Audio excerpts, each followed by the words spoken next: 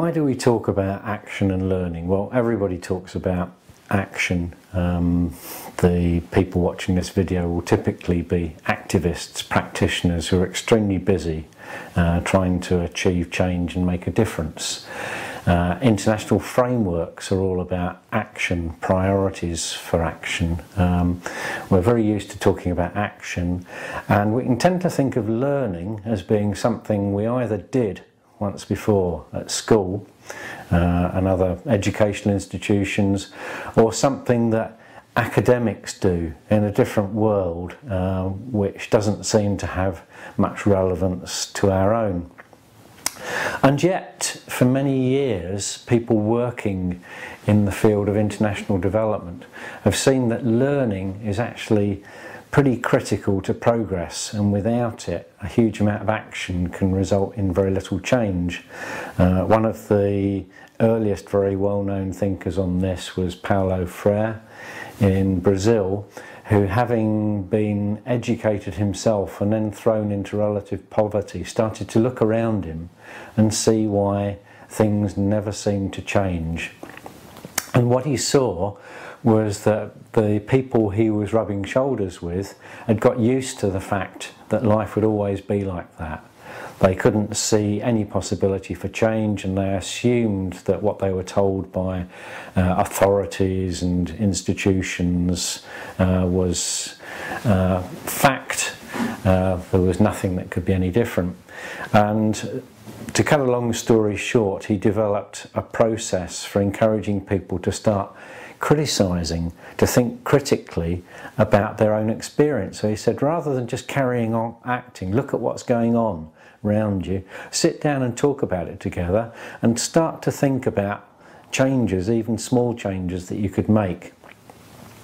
This basic process has formed the heart of many participative programs of work since, and the word participation itself has become quite a buzzword in international development, sometimes seen positively and sometimes seen negatively. But it's very important when treated properly, because the key to change is enabling people to start identifying what changes are possible. This is why we talk about action and learning, and we present it as, in simplified terms, as a cycle. It starts, well, a cycle can start at any point. Let's start with reflection. Reflection is the process of simply looking at what you've done and saying, what have we learnt from that? Could we have done things differently? Was there something more significant that we could have done?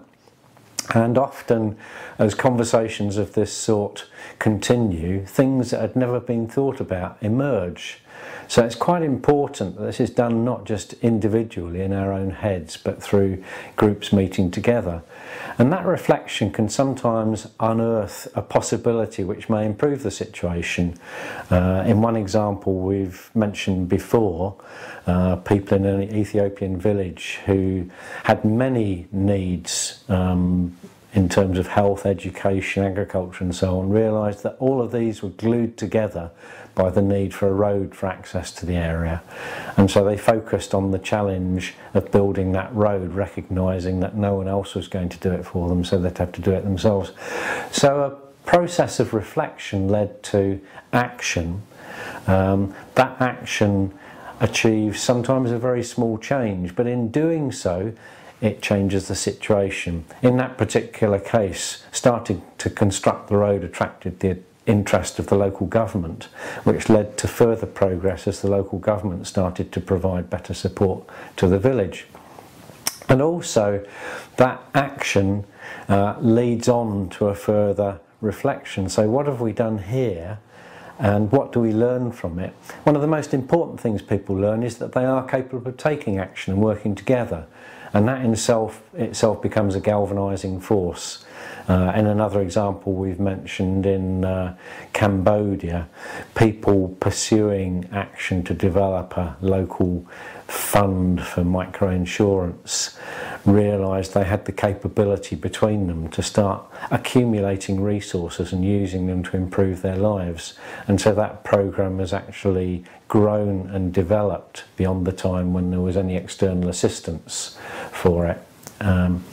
So action and learning continues in a cycle, and we represent it as a spiral because as it continues it tends to expand. So very small steps lead to people realising their potential to work together, and that leads to them embarking on more ambitious steps. As they do so, they attract other people, other potential partners, whether it's other communities, other civil society organisations, local government, private enterprise, and so the scale of what they're doing grows. And as that happens, people, as in the case of the Cambodian village for example, become less vulnerable, more resilient, more able to deal with external impacts without them affecting their progress. And that's why we represent this spiral as moving from a position of vulnerability to a position of relative strength.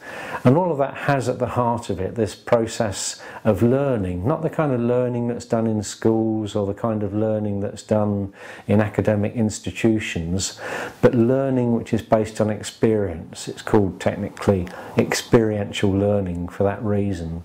And that can transform the effort which is put in through action by targeting that action, by engaging and galvanising people to share in that action and achieving real change. You can find out more about this at the web address which is at the bottom of the screen now.